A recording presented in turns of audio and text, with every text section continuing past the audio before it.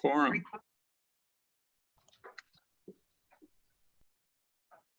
Hi, Marcus. Hi, Ronell. Hey, how's it going? Doing well. How are you? Not too bad. Just back-to-back meetings.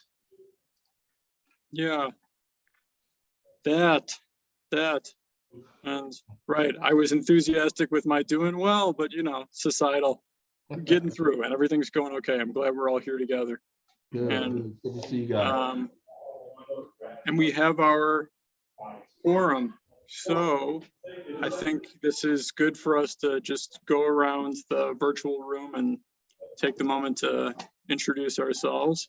I don't have a special prompt. I'll just say name and org, and then we'll get into the business of the meeting, and we'll have chance at announcements and public comment and all that to get into other content. So I'm Jeff Landau, chair of the subcommittee of community engagement and funding, and that is subcommittee of the racial justice oversight body. I am a steering committee member of the Racial Justice Coalition of Contra Costa County, and glad that we're all here together. Let me hand off to Marcus. Marcus Walton, representing Superintendent Lynn Mackey from the Contra Costa County Office of Education. Hi, Marcus. How about handing off to Ronell? Ronell Ellis, Healthline 360 Reentry Network. I'm here representing a seat on the community-based organization, and so I'm glad to be here as well. Absolutely. Patrice, could I invite you? Sure. Hi, everyone. I'm Patrice Guillory. I'm the director of the Office of Reentry and Justice here at the Probation Department. Thanks, Patrice. Cheryl, hi. Hola, Cheryl said it. I'm on the oversight body and also part of the Racial Justice Coalition. Good to see you all. Good to see you too. Elisa, hi. Hi, Elisa Robinson, Office of Supervisor Diane Burgess. My first time here, so nice to meet you all. Very glad to have you with us. Dawn, hi. Hi there, this is Dawn Morrow from Office of Supervisor Burgess, and I am currently driving, so I'm going to leave my camera off, but I'm glad to be here. Thank you for taking the time to be with us. Hi, Jill. Jill Ray, Supervisor Candace Anderson's office. Good to have you here as always, Jill. Monique, hi. Hi, I'm Monique Tate, and I'm with the Office of Reentry and Justice as well. Happy to be here. Glad you're here too. Nicole. Hi, Nicole Popchak, also with the Office of Reentry and Justice. Hi, Nicole. Ocean, you did introduce, but we've got some new folks that are here, so maybe just take a moment.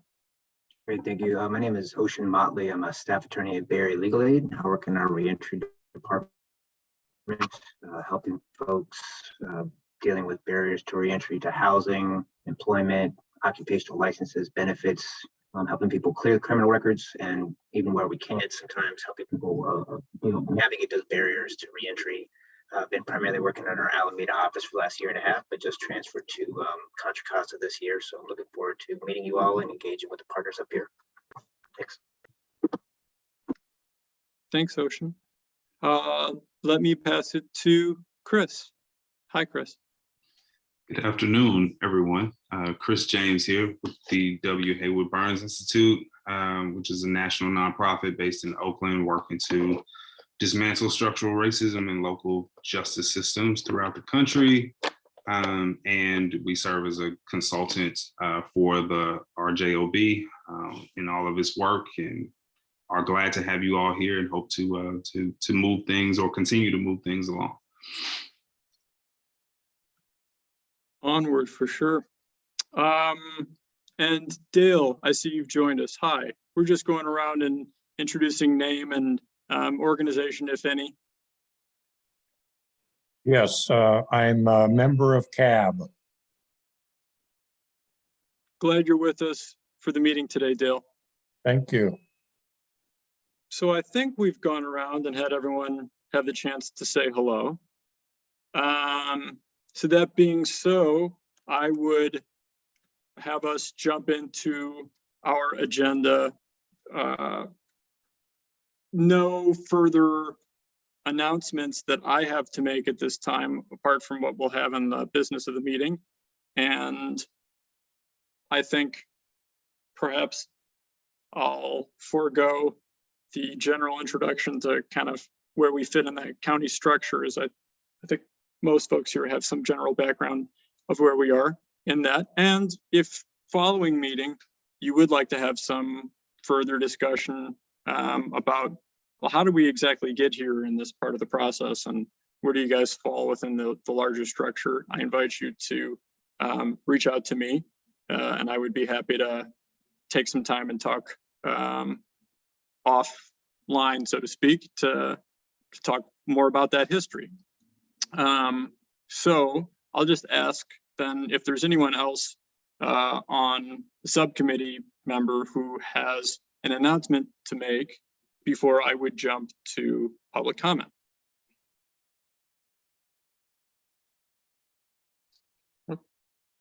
All right. Can Oh, ORG yes. make an announcement as yeah? Perfect time. Yes, I see now your hand. It's an is. announcement for you, for our job as well. Please. We launched the official press release for the recruitment for the 2 vacant community representative seats. Yesterday, ORJ, I believe earlier or late last week, sent out a newsletter as well. And so I'll post that information in the chat. In addition to the other body that we are staffed to, the Community Advisory Board on Public Safety Realignment also has 3 vacant alternate seats open. So I will post that information in the chat. And we're already getting a lot of applicants for our job. I have about 10 so far, so. Excellent.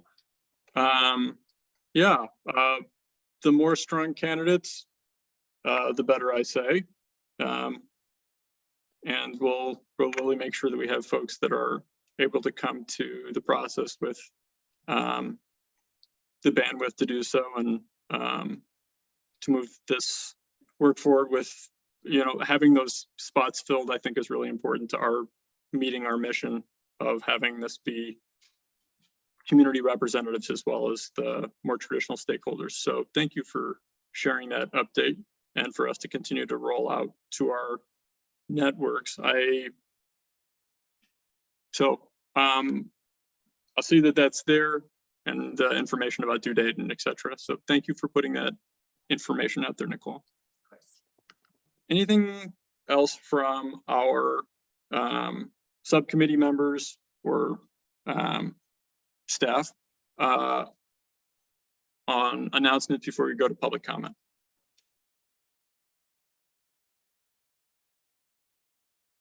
Okay, so let's jump to public comment. And this is an opportunity to speak on an issue, anything that we're not covering in the agenda itself. I'm not trying to be overly rigid about that. But if you have something that's really touching on an item that we're going to be covering later in the agenda, ask that you would hold until then. And otherwise, this is a moment to share whatever issue you think you would want with our group or want to bring to the group. Kind of open forum for that. So why don't I just take a moment to see if anyone has something that they would want to raise or share.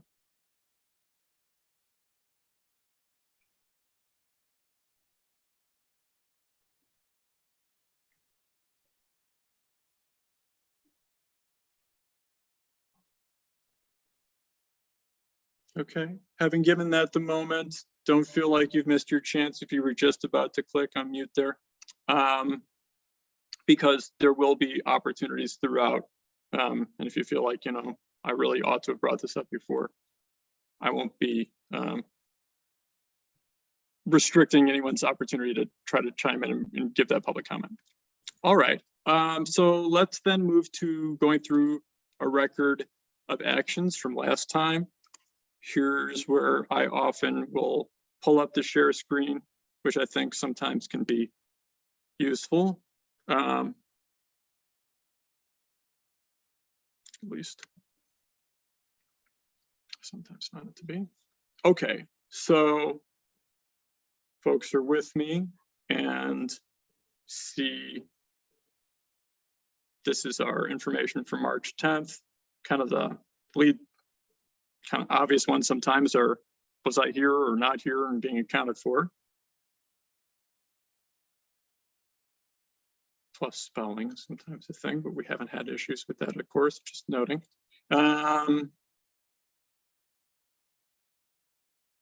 Right. I'll just slowly scroll through here, and if anyone has something that they feel like ought to have been included, where they would like to have added, corrected. So Jeff, I believe that I was not here for this meeting. It says Okay. also present. I believe it meant absent. Yeah, that makes sense. That right here, that would be changed to absent. So that's integrity right there in action. I appreciate you pointing that out, Marcus. Yeah, noting that. Anything else in content that folks feel should be modified, added?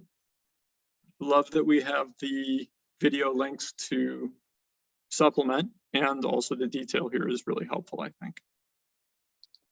So if there's not any proposed change, anyone have a motion to approve the record of actions from last time?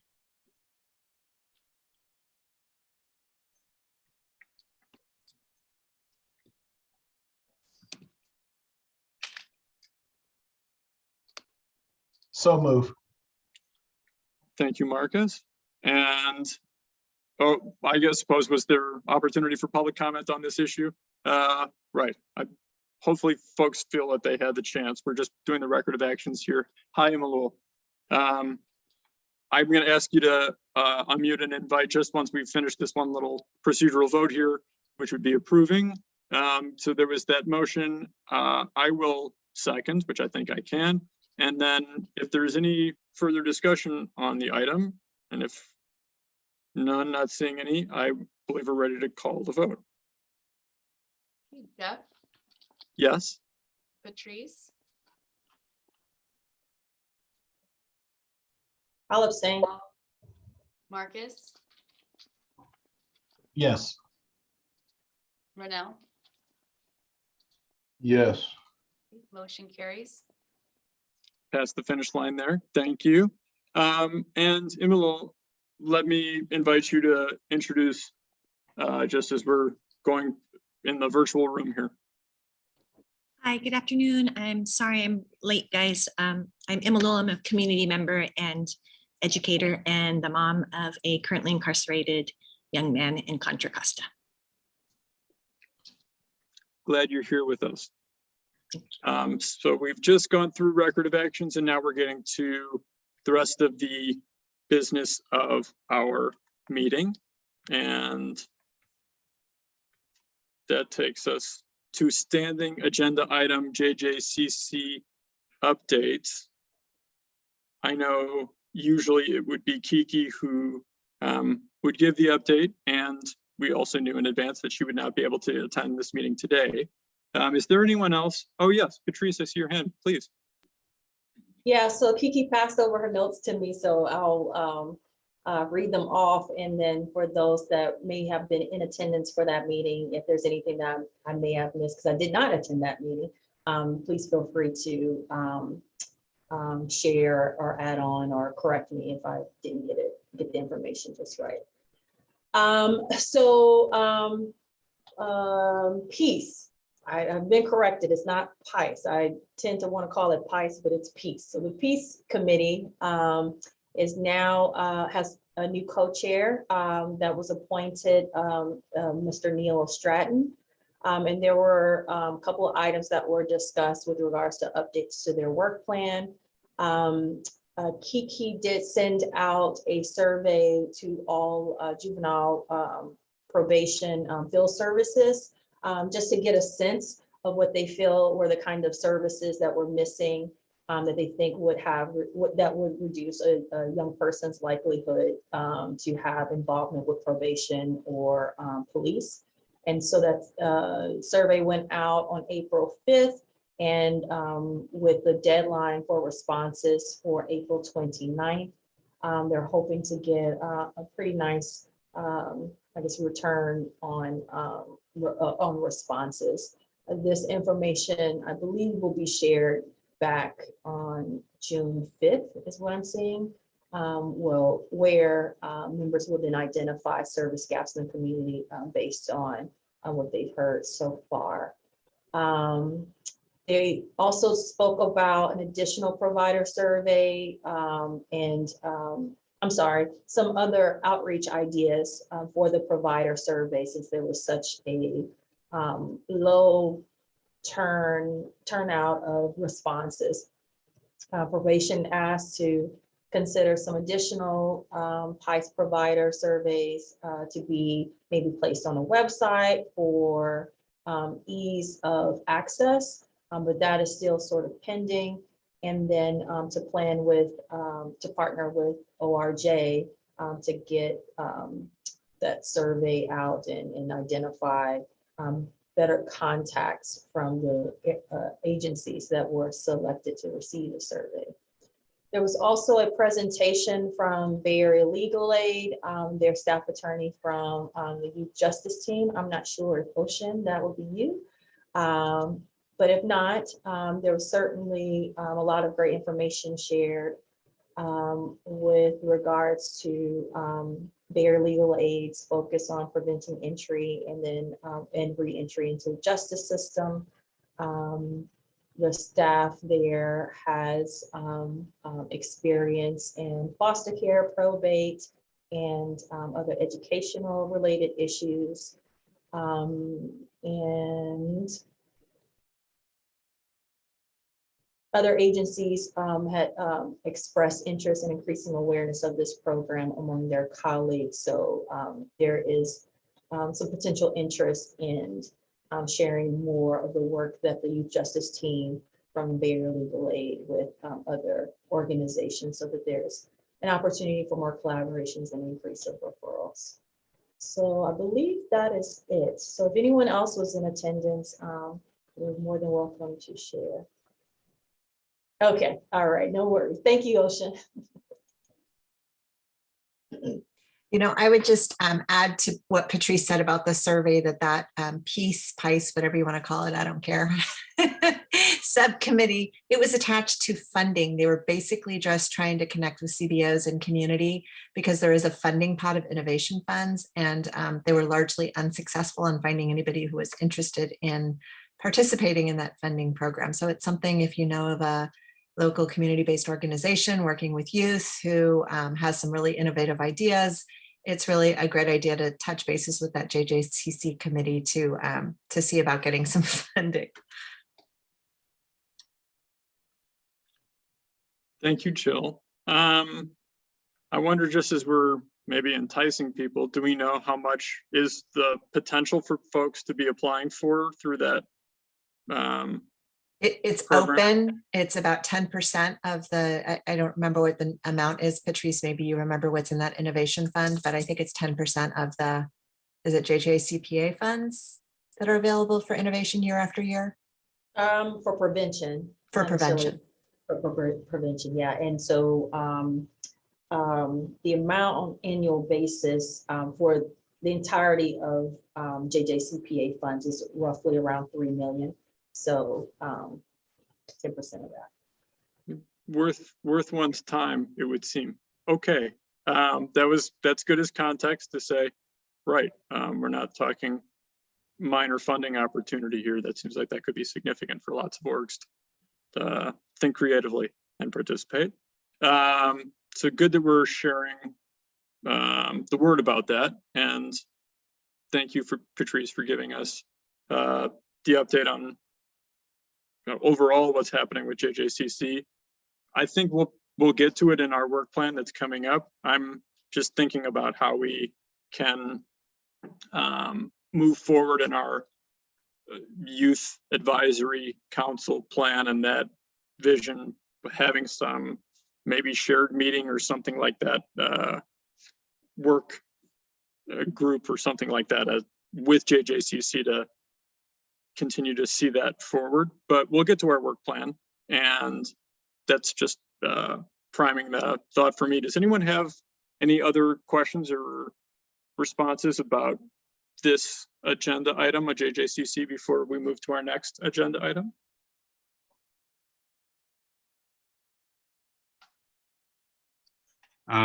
Really quickly, before we get to the work plan, because we know that the work plan is based on the RJTF's recommendations, right? And I'm not trying to, obviously we have added some things where, you know, those things felt necessary and in line with the recommendations, but we do have a capacity to what this group as a subcommittee could do, as well as what, you know, the R job overall could do. So I don't want to rush to put this on the R job, and that's why I want to take this time now to just lift this. I think part of the work that has to happen somewhere in the county landscape has to be really helping to court and to build, not to expand on existing capacity, but to help to literally build community capacity to do some of these things. I think a lot of times, you know, we're looking for, you know, even with things like you know, like the funds that may be available, we may be looking for, you know, nonprofits with 501c3 status and so on and so forth. And it seems like we keep sort of hitting a wall at some point in terms of, you know, there's interest in engaging community-based organizations and service providers in that way.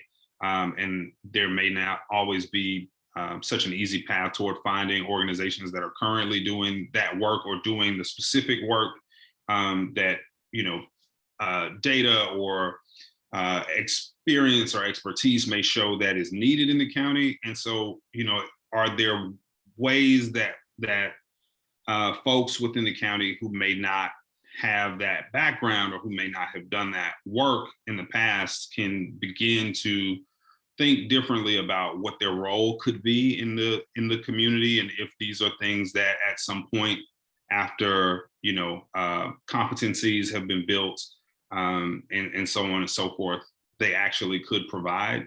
We know that, you know, that's what makes programming and services effective for folks, is that it is rooted in community, located in communities where, you know, where young people or adults are, you know, and run by folks who share many commonalities with the folks who are going to be their clients. It just may be that, and I don't want to say this prematurely, but there could be a gap because there aren't enough folks with those particular dynamics or concepts that are participating in that space yet, and they may need to be courted to the space in some way and helped along to sort of build, you know, the types of organizations, the types of programs, the types of services and resources over time that would allow for a much more robust offering of programs within the community.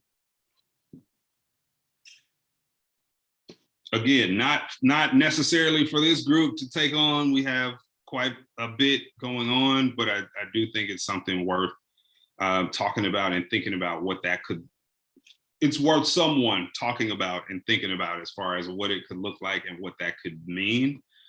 Just because we don't want to keep running with sort of the narrative that there's a lack of, you know, programs and services provided by CBOs that would meet this need. If something more could be done to help close that gap.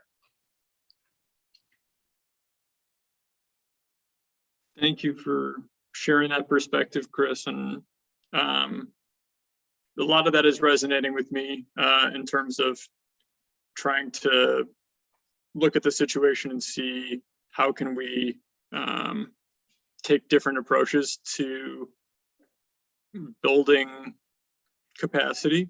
So some of it is like making sure the word is out there, and some of it is making sure that there are the kind of fundamentals that are there in place for folks to be able to be eligible and to be in a place where they could be applying. I mean, my mind is going to the community capacity model, if not fund, that campaign concept of if we really have a broad first phase and think of that in the most kind of open of terms and not requiring, for example, nonprofit status perhaps, and that really there's opening to the first tier of capacity building, which then would narrow to the second group. But I don't know if that's totally responsive to the points you're bringing up, but at least it was the connection that came in my mind. And right, I'll also invite others if they have thoughts they want to share in response to what Chris had just.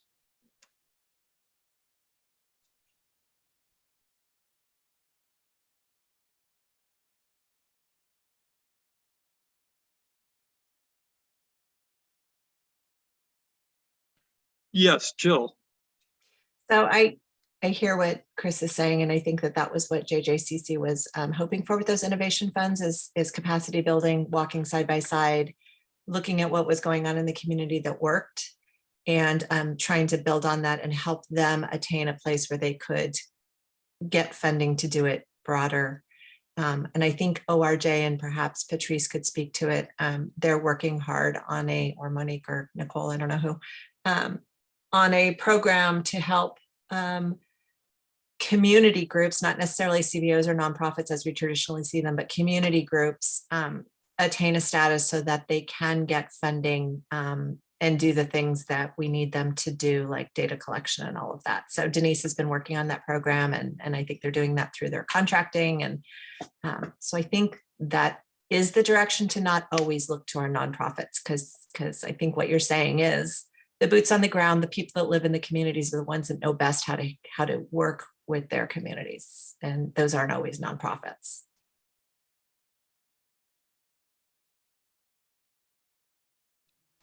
Right. Yeah, and I would just add, I guess maybe to concretize it just a little bit. I think all of that is right. And I would add to that. So maybe sometimes the question is, from a data informed perspective, like what are the gaps that exist, and how do you go to community with those, you know, with that information, and say, it would be really great if there were community groups who did this, right? Is that something that folks are interested in or could do, or we could help to develop a model around?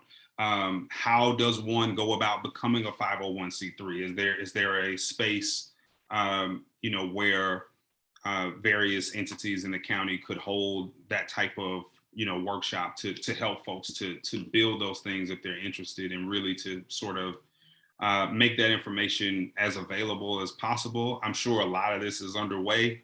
Just wanting to lift that's kind of the part of capacity building that is not, well, we have money to give you and we need to know what's out there. It's like, maybe nobody's doing this, but are there people out there who might be interested, if properly trained, and so on and so forth, right, in potentially filling this gap? And how do we help you get there from the ground up, which would be a process, but down the line could mean a more robust programmatic offering.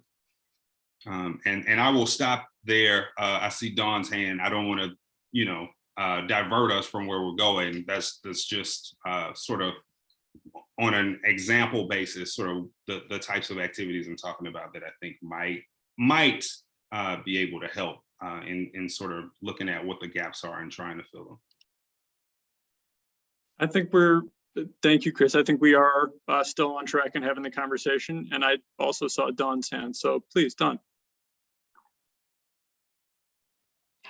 I just wanted to point out at that note that Supervisor Burgess is working really hard in East County to bring some of these nonprofits some resources and funding, and it in your networks, please promote that, because she's having a gathering of funders, volunteers in nonprofits, and really trying to build the capacity of the nonprofits in East County. So this fits right in with that, and we'd love to talk more about that.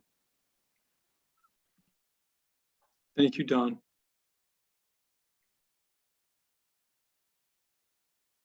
So let me just ask then if there are other thoughts. Oh yeah, Cheryl, I see your hand, please.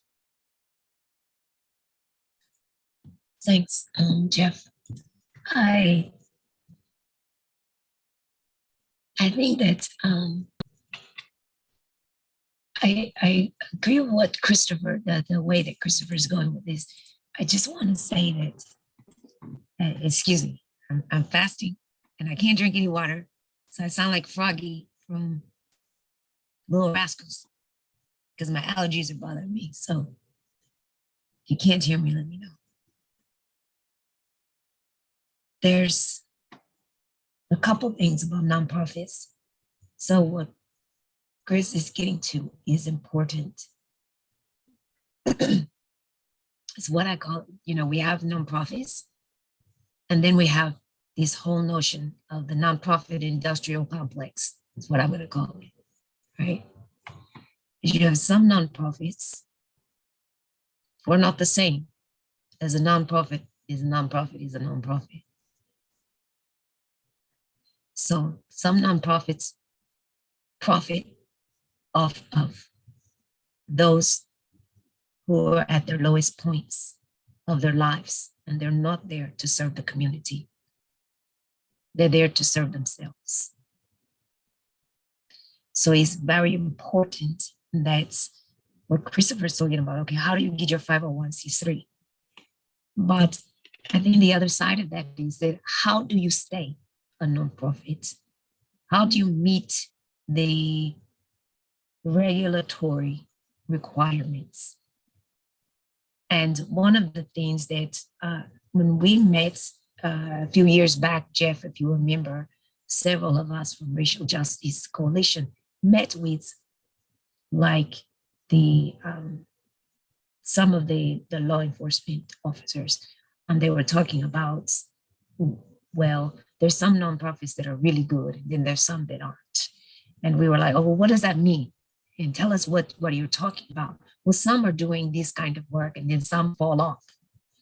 And I think it's because this is community engagement, I think it behooves us to figure out which ones are actually doing the work that the community sees as beneficial, whether that's reentry work from the community aspect, because there's the community side and then there's the administrative side. And then helping them make sure that they're dotting the I's and crossing the T's.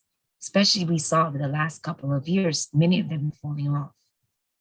So it's one thing, as Ms. Dawn mentioned, and I know Ms. Elisa and Ms. Jill always says that the supervisors are doing things to help nonprofits, but it doesn't help if the nonprofit is not staying viable because they don't have the resources in-house. They don't have the resources in-house to make sure that they can dot the I's and cross the T's. So they don't know what they don't know. So part of what, and Chris didn't say it, so I'm gonna say it. They need an expertise on the other side of what they don't know that they don't know. So before you can apply for grants, before you can get money, you gotta have the infrastructure. And I think we talked about this, Jeff, if you remember, like last year sometime, I think, that we talked about this even at the big RJOB meeting. Somebody in the public brought this up. So I think that that deserves a conversation in how do we make sure that the MPOs and the public, because the public keeps asking about this.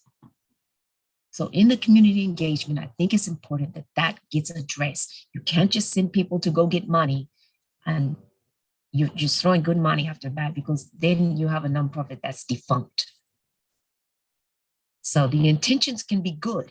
They can have their hearts in all the right places, but if they don't have the infrastructure to carry out the mission or to carry out their goals, you're not doing them any favors.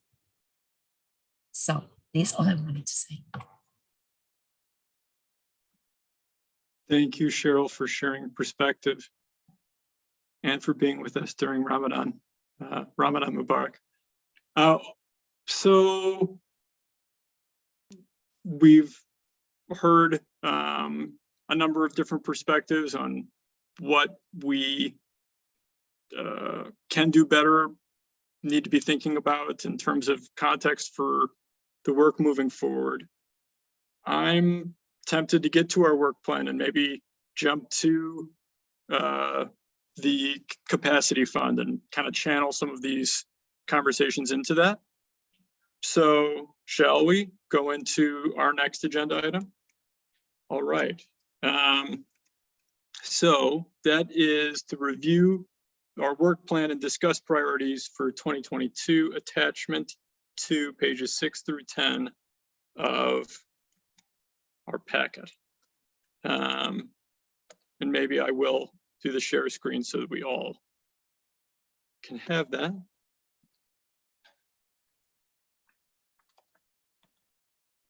Right.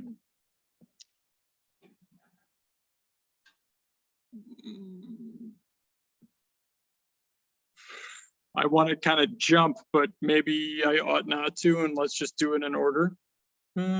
Okay, let's do that. I'm seeing a couple nods. So objective, or let's look at the very top, right? Just kind of spending another moment with this, that what our overall goal is: racial justice reform and reinvestment, led by community members most directly impacted by systemic racial injustice in Contra Costa County. And I do think that if we did have a really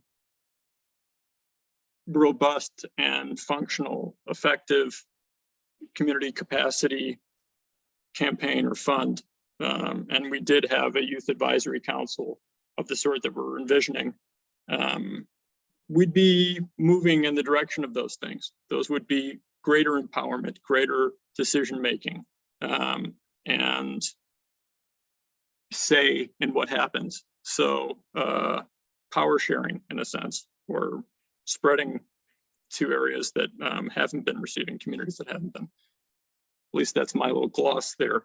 And then we have our objectives that are all falling within that, moving toward that goal. And I think it's fair for us, as we're having the conversation and looking at any of these items, to be questioning, is this moving us toward our goal, right? And scrutinizing that so that we're not tied to the words on the paper or any of these bullet points in particular, so long as we remember the North Star of what are we going toward, and that goal if we stated it. So increased decision-making. One of the things we talked about is having meetings at more accessible times and places.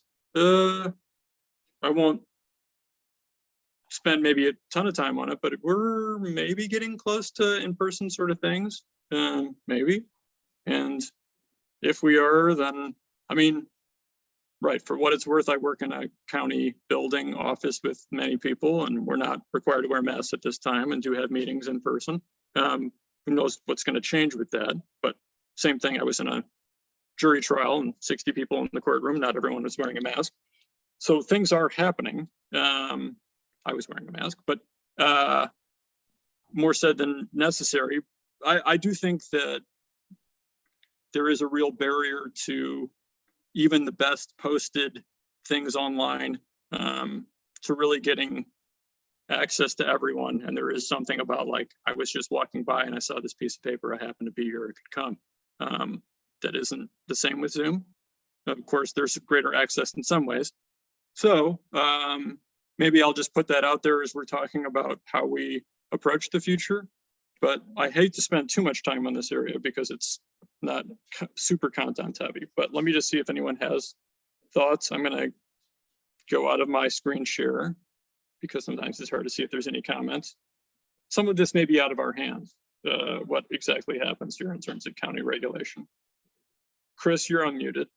Anything you wanted to say on this point? Yeah, I'll just say, I think you captured it well. I think, so obviously, you know, these were things that came online pre-pandemic. And then they all sort of shifted when we all hit the new reality. To the extent that that is in flux or, you know, may change at some point in the future, certainly is worth making sure that the choices that are made about where and when meetings are held, if they're held in person, are equitable. And the microcosm of that again, we don't have to, you know, sort of suss out this meeting, but maybe worth revisiting at some point. I think is a very similar conversation to the one that we had about the data forum, right? And it's like, what is the promotion plan for that? What are we doing? Who are we reaching out to? What sort of mediums do we need to use to make sure that folks are aware that we're here and that this is a place where they can come and be heard and participate and so on and so forth. So that's the only thing that I would lift there in terms of making things more accessible for as many members of the public as possible. Thank you, Chris. Yeah, I think there is a lot of overlap in the discussion with the data forum. And I did see the comment in chat or question in chat from Imul. Yeah, you know, my thought would be, yes, that for a variety of reasons, I mean, just knowing that there's different health needs among a variety of other factors, that having that accessibility still there would make sense, I think. And, you know, if it came to be a problem, then we could deal with it. But it seems like it would allow more participation and probably an appropriate accommodation for some folks. At least that's my off the cuff analysis. So on this, any other points that folks want to bring up? I mean, I'll just note some of these items on the, I don't have it on the shared screen again. Maybe that's worth my doing once more. So you could just see a few of these points that are outlined. For example, we were talking about being in different parts of the county. It's a different thing when it's a digital experience, but really trying to target outreach to different places. To we had east, west, central. So maybe that may look like targeted outreach to particular group spaces is the closest we can come in the digital time. And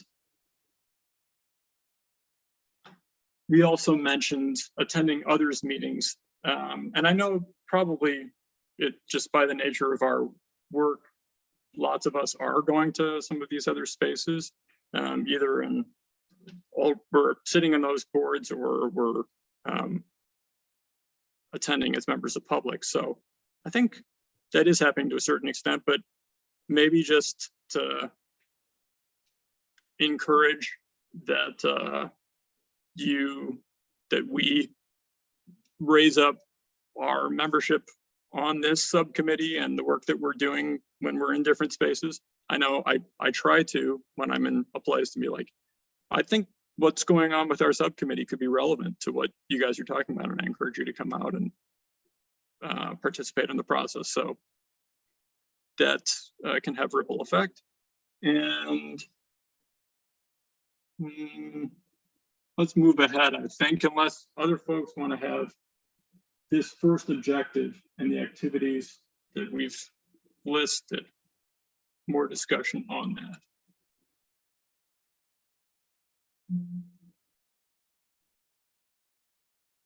Simplified language and meeting materials and discussions, making this accessible as much as we can.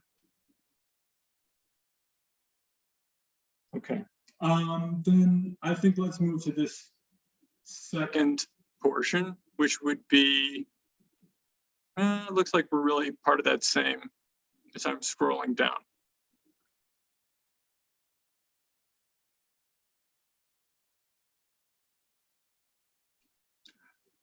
Maybe I'm here, people can see my cursor. Yeah. So we've talked about there are spots that are open for community spots and applications are coming.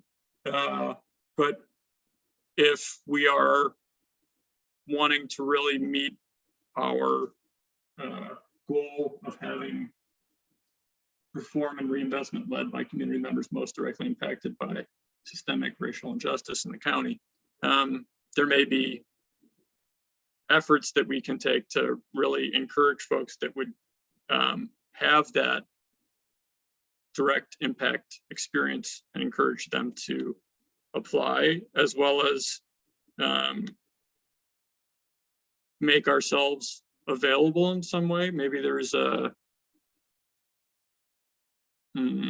way that for those who are wishing to have assistance in the process. I mean, it's not rooting for a candidate as much as making sure that persons that have the expertise and ability aren't screened out through, this is just kind of overwhelming the materials. So perhaps that is really to our individual organizations. We're coming to them in this space in that capacity. For example, I'm here with the Racial Justice Coalition, and it might be something that we could provide assistance to folks if they're wanting to know how do I fill out an application here, not giving them the content, but trying to encourage people to apply and make sure they have the basics. At least that is seeming to me that it might be worthwhile. I don't know if others' thoughts on it and exactly what that looks like, but it's probably not going to be an overwhelming number of people, and it would just be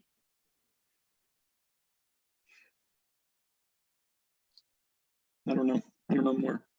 Nicole, you unmuted, and Chris, I also. Well, I was just saying like 10 applications to me. I mean, that seems that was just when one day after the press release. So that's a pretty good response.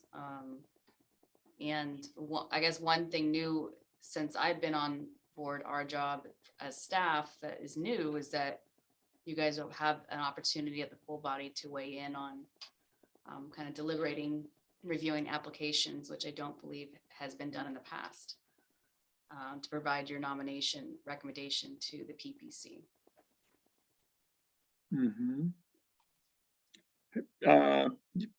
Right, Chris.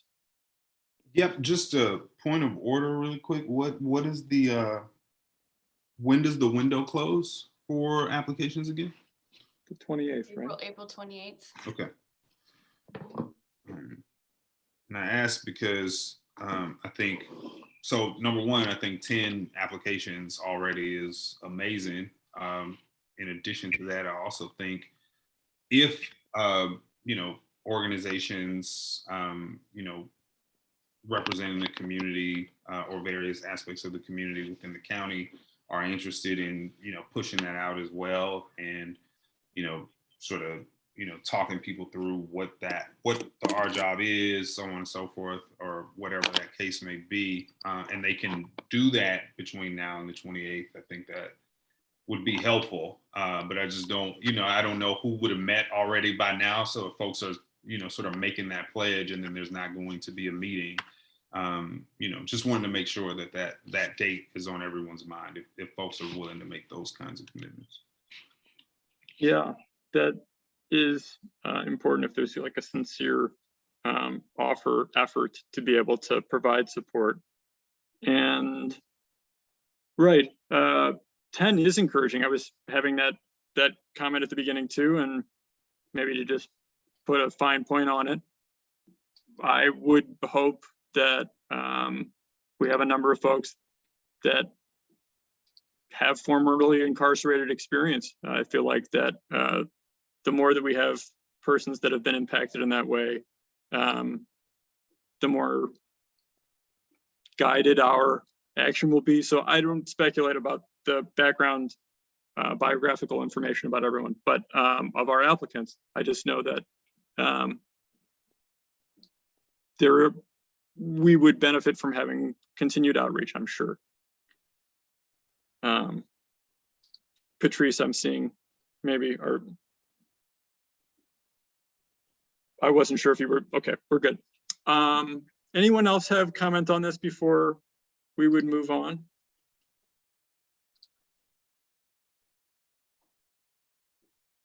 Maybe I'll just ask as we're with this, right? Because if people are going to find the application and fill it out, they would be communicating with ORJ, right? It could be a combination of ORJ or the clerk of the board. Okay, because that would be the other possibility if it's not really realistic for our groups to be providing kind of background support.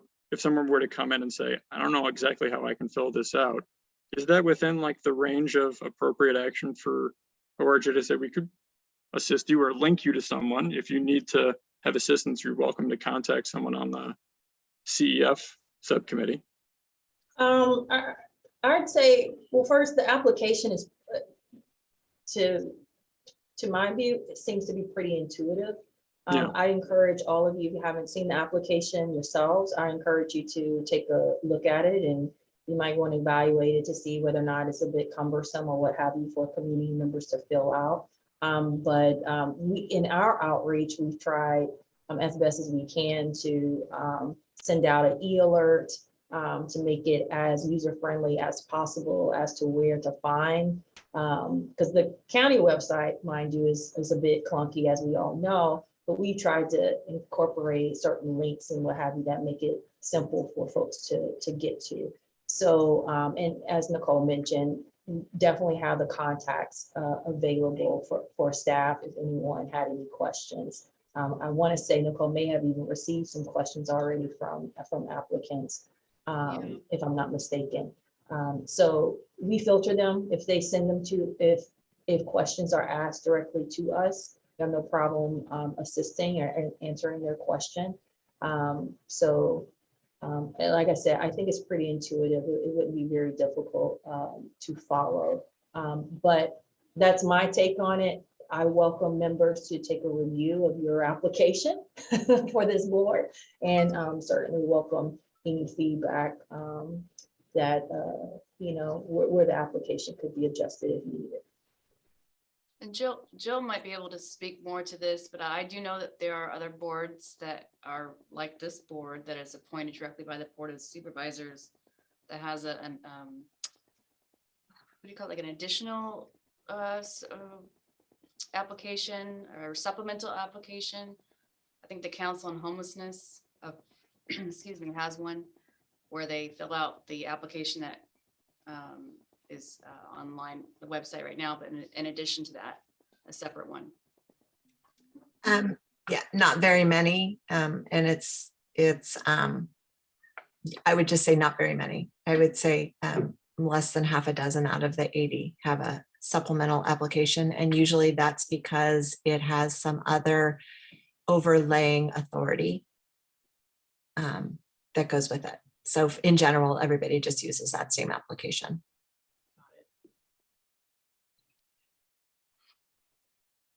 Okay, so I think we've had good discussion on this item, which kind of the various forms of access and outreach to participation in process. So I would propose, and we've got another 30 minutes remaining in our time to move forward in our work plan.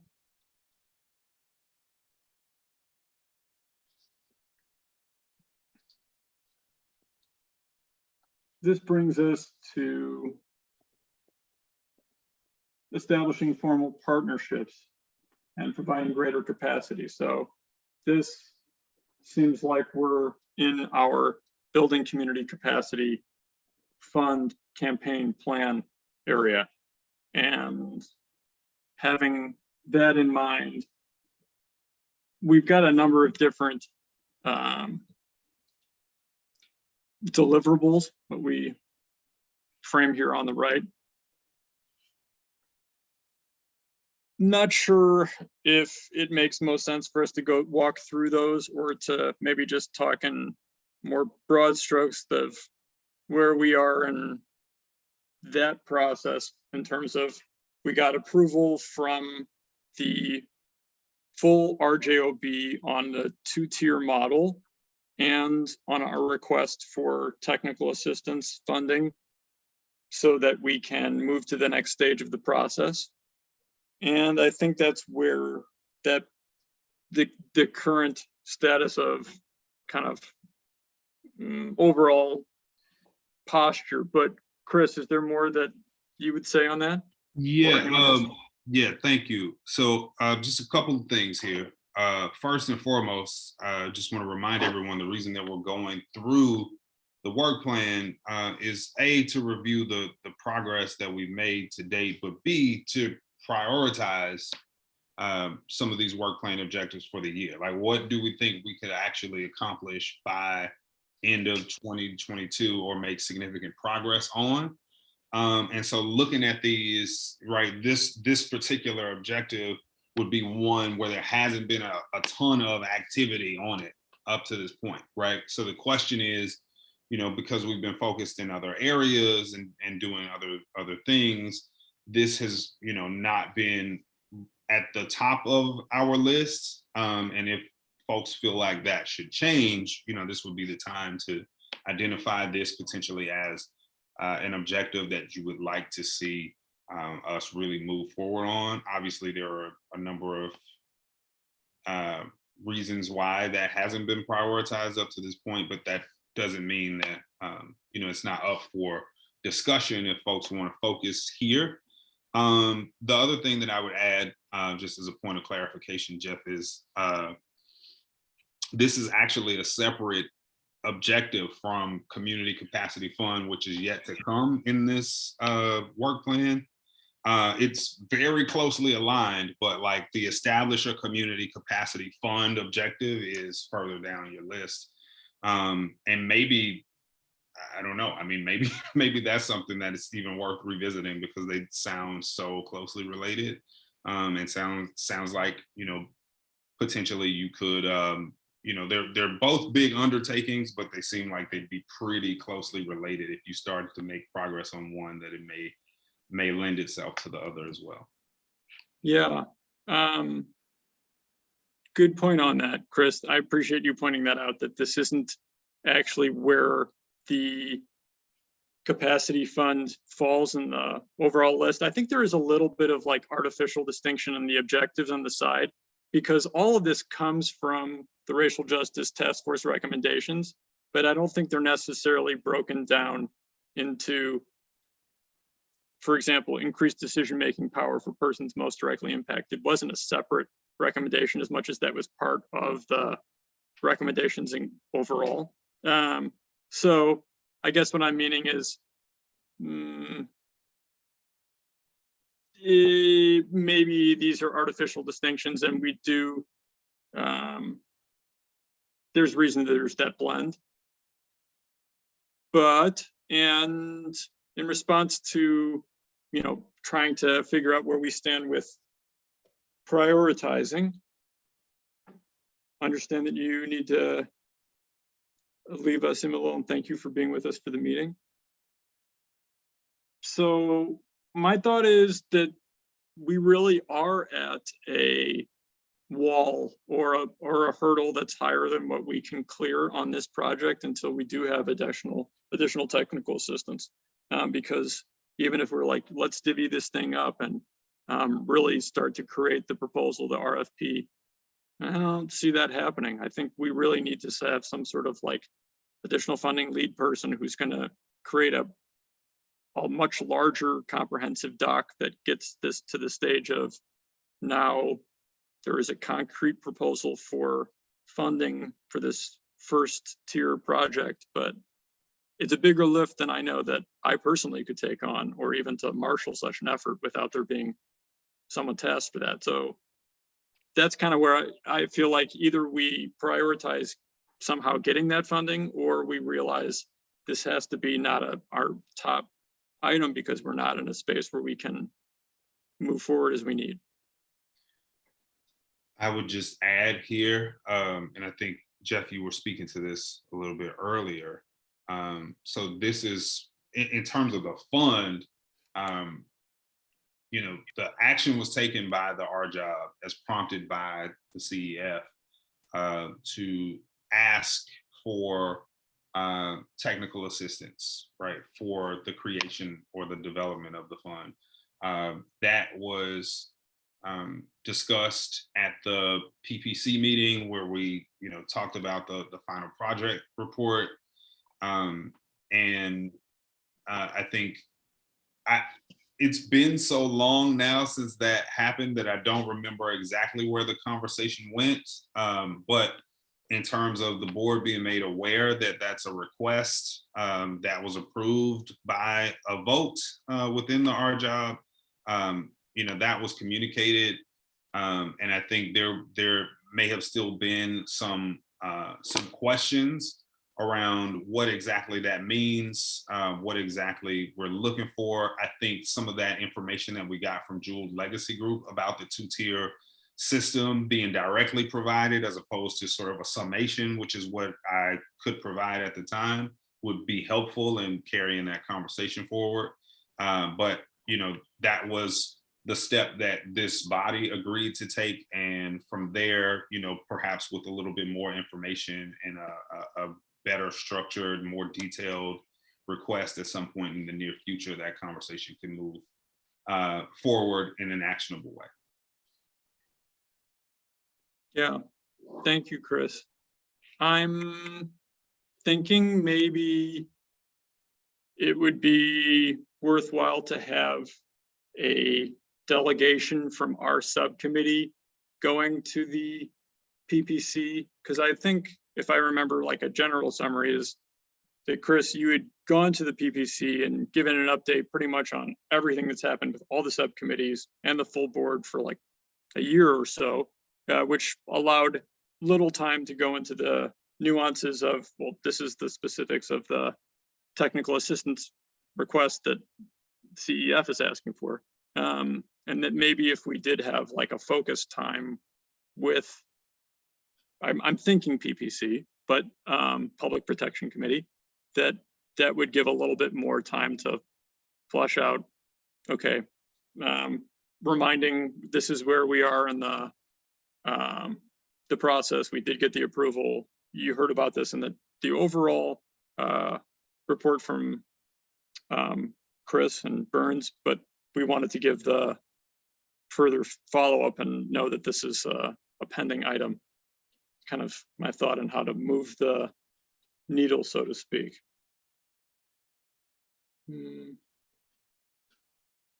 Thoughts on that? In particular, I'm wondering, Jill, if perhaps you have thoughts on it, but and others.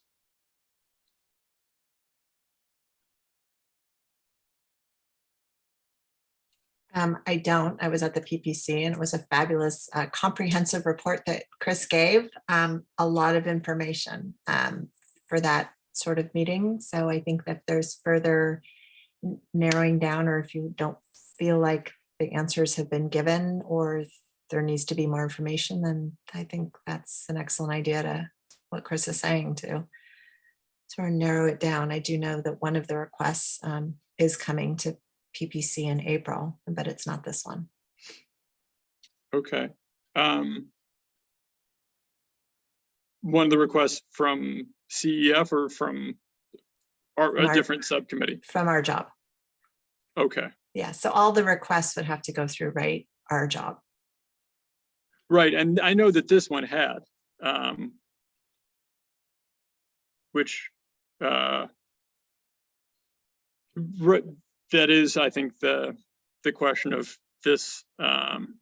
It's not really needing more information than approval, I suppose. But Approval of who?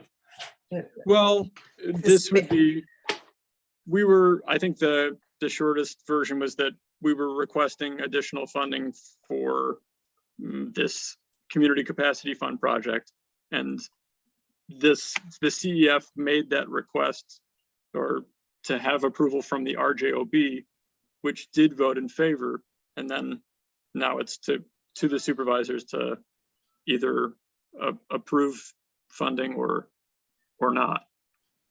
Yeah, and I'm not sure like where maybe ORJ, maybe Nicole or Patrice could help clarify, like where would that funding request go through? Because we're in budget times, I don't know what department that would be housed in and whether or not that was wrapped in or needs further clarification.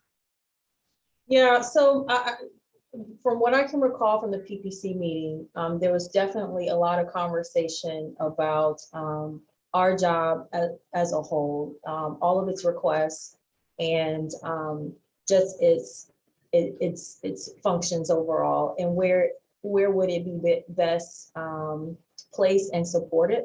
And so there's definitely a lot of conversation about when the Office of Racial Equity and Social Justice comes online, that might be a good place to then manage and support and then steward some of these items that would require a department or an office to essentially administer. So at this time, even if you were to bring it back to PPC, this is just my initial gut reaction to it, is that there still would be a bit of a holding pattern, because we wouldn't know which agency would be the responsible agency to administer or establish the fund. So I would recommend that this body really fleshes out what it is that it is intending to do with the fund. I know there was some conversations at some point about establishing either a set of guidelines or a description or what have you around the fund. So there's at least some, you're able to then give the members some support as to where you would like to see this thing land, because there's still just a bit of unknown there.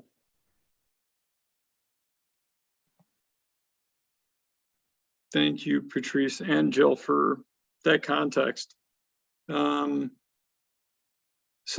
I know that we did work out at least some program guidelines, which was kind of that two-tiered document that led to the approval of the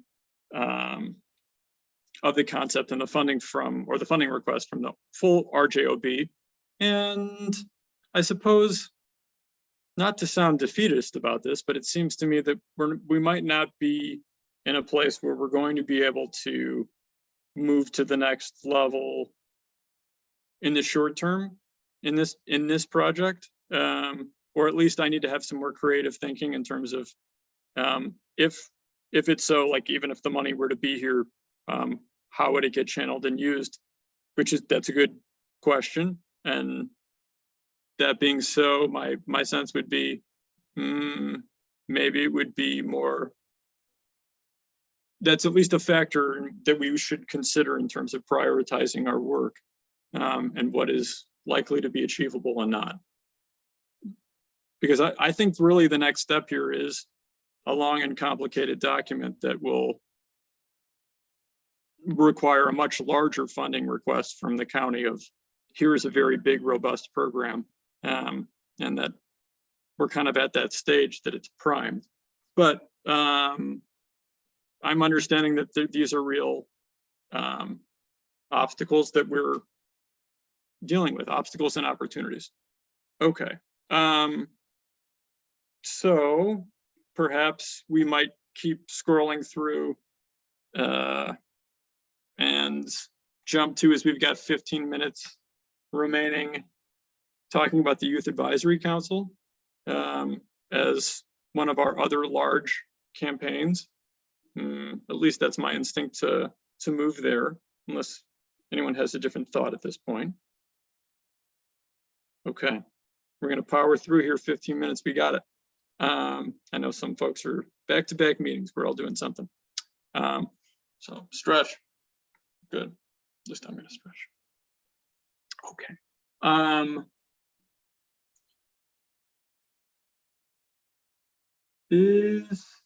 Is our youth advisory council reflected in this work plan? I think the only way it would be reflected is read into one of the top three, because it was, I think, this organization prompting you all, as well as your own instincts very early on in the process, to say, if we're going to be making recommendations that pertain to young people, then we need to make sure that we have some youth representation, meaning like people, people who may become criminal legal system involved, who are under the age of 18, right? If they are a population that we are supposed to be directly responsive to, which the RJTF recommendations would say that they are, right? Then we need to make sure that we have some mechanism in place to hear directly from young people about what they need, rather than trying to create something for them without them. That's just an equity measure. It's just an equity standard. So I think, yeah, with your increased sort of accessibility and transparency and decision-making power for folks who are directly impacted, I think that's probably where it falls. Yeah, thank you, Chris. And Dale, I see your thumbs up response. And Patrice, I see your hand. Yeah, I'm just looking back over my notes from the PPC meeting. This was brought up then, and I have in my notes, and correct me if I'm wrong, anybody else that was in attendance that recall, we did get from the PPC members that it may be a great idea to refer the Youth Advisory Council idea to JJCC, since that is our, for lack of better words, our adjacent body that does have youth representation on there as well. So that way there's no duplication of efforts. So I have here also Office of Racial Equity and Social Justice. I don't know if they can't recall what that was about, but anyway, I did have that in my notes here. Thank you, Patrice. That's good to know that it was, or like a little bit more capture of the consideration of this already at PPC. And I think it's fair to say we've had a good bit of overlap with JJCC, maybe mostly through Stephanie Medley, in the discussions of what this would be and planning discussions. So we've had that communication, at least in the process. And I know Kiki's been our regular, also kind of formal link to them. I also feel like, as we were trying to capture as much of the conversation and intention of this over time, is that it would be a separate opportunity, a meaningfully different space, I think, than JJCC, and that it would be entirely youth-led. And that said, I think it would be natural to be having real engagement and coordination with JJCC in making this proposal for what would be a different, separate space. But that's my initial reflections back. And Jill, I see your hand.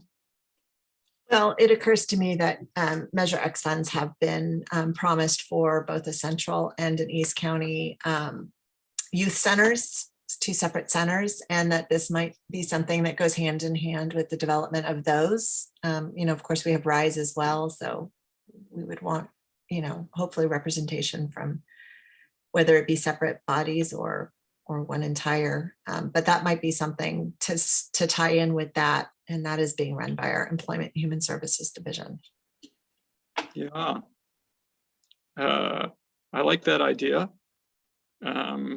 And it's a way to channel, it's not this kind of abstract, where would the money be? What is the actual something? Like there is a pocket on the way to channel, and it still would allow for some real creativity potentially in how the spending could go and priorities. At least that's my initial reaction. Seems like that's a tangible way to make this move forward. Chris? Yep, I will just add that I had a brief meeting with Stephanie yesterday and mentioned, both of the aspects of the PPC meeting that Patrice did a much better job of running down for you than I did yesterday, last afternoon. And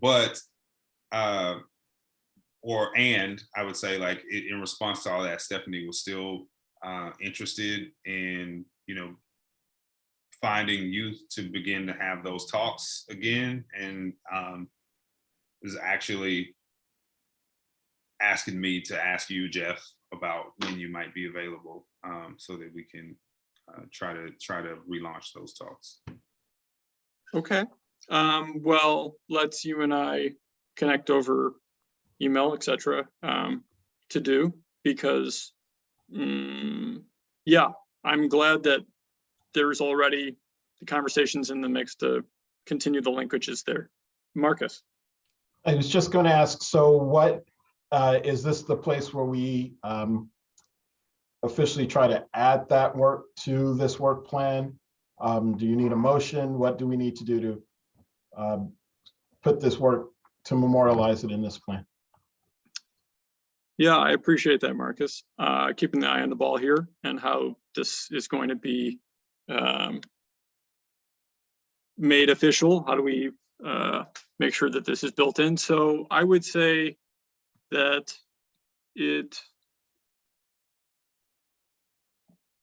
would be, I'm balancing between proposing specific language, or we just say that we're going to increase, we make the motion to incorporate the Youth Advisory Council campaign or proposal to our work plan within the objective of increasing decision-making transparency for persons most directly impacted. And then with deliverables and completion date activities to follow, but that's at least to be included, and that would be the motion. If you'd be willing to make it, Marcus, or one similar. I will make that motion. Okay. And I would second that motion. And I would invite as well any conversation on this. So we're putting it in there, basically. We're memorializing the Youth Advisory Council. Any thoughts on changes, questions, additions, things like that?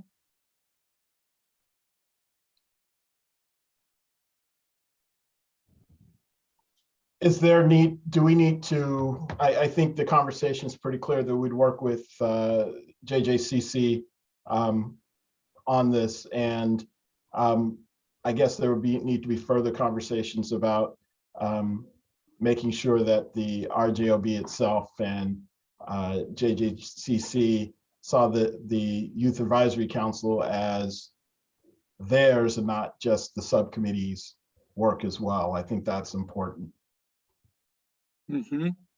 Yes, and certainly on our end, for the full RJOB, incorporating it into the work plan as we're doing it at your suggestion is going to that will make it more clearly part of the RJOB's work. It's part of the subcommittee work plan. And in that sense, it is our official business. Right. So having that all in mind, and I agree, I think it's incorporated into the general concept that JJCC is linkages there, but we're basically having the motion as previously stated. Any further discussion or question on the item? If none, seeing our time and everything, Nicole? Oh, you had unmuted, but that was to take the vote? Yes. Okay, got it. So ready to take the vote. Thank you. Yeah. Yes. Patrice, Yes. Marcus, Yes. Renell, Yes. motion passes unanimously. All right, fantastic. So little time left rather than trying to squeeze in some sort of other item here. I'll just say that we've made some good work in reviewing where we stand, and I think it's been important to have the conversations also that we had on capacity building, and that's going to be relevant to, I think, a number of different conversations we're having in different spaces. So that was time well spent from my perspective. This is last call, so to speak, for any other items, comments, public or otherwise, before we wrap up. Anyone had something they wanted to bring to the group?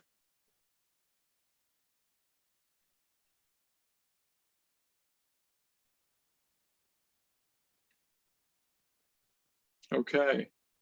Not seeing anything in this moment, I will yield the balance of my time to, or of our time, to all of us. And here we are, we've got another 90 seconds for reflection and peace before we go to the next thing. I look forward to being with you again at our next meeting, which will be coming up in May. You'll find it posted just where we had the information for today's meeting. Thank you again, everyone. Be well.